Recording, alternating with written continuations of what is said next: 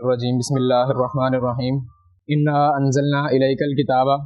بے شک ہم نے نازل کیا آپ کی طرف کتاب کو، بالحق کے ساتھ حق کے، لتحکم بین الناس کہ آپ فیصلہ کریں لوگوں کے درمیان، بما اراک اللہ بسبب اس کے جو دکھایا آپ کو اللہ نے، ولا تکن للخائنین خصیما اور نہ ہونا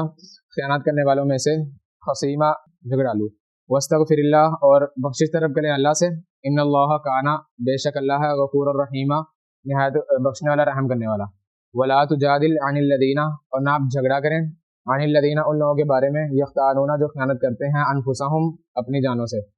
ان اللہ لا یحب بے شک اللہ نہیں پسند کرتا من کانا جو کوئی ہو خوانا اسیما خیانت کرنے والا گنہگار، یستخفون من الناس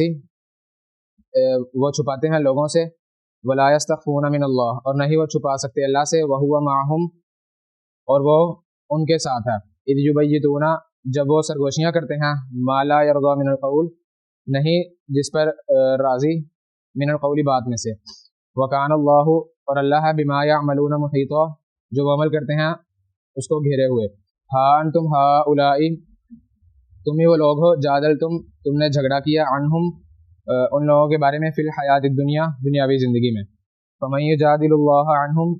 پس کون نہ جھگڑا کرے اللہ سے عنہم یوم القیامت قیامت کے دن، امن یکون علیہم وکیلا یا کون ہوگا علیہم اس پر وکیلا کارساز، ومن یعمل اور جو کوئی عمل کرے سوءا برا او یظلم یا ظلم کرے نفسہ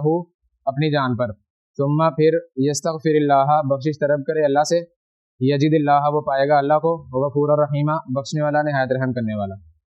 ومن یکسب اور جو کوئی کمائے اثما گناہ، فانما پس بے شک یکسبہ وہ کماتا ہے اسے علی نفسہ یعنی اپنی جان کے خلاف، وکان اللہ اور اللہ ہے علیما حکیما خوب جاننے والا خوب حکمت والا، ومن یکسب خطیئۃ اور جو کوئی کمائے خطیئۃ برائی او اثما یا گناہ، ثم یرمی پھر وہ الزام لگائے بھی اس کا بریئا بے گناہ پہ، فقد احتمل پس تحقیق وہ اٹھا چکا بہتان و اثم مبینہ اور کھلم کھلا گناہ، صدق اللہ العظیم۔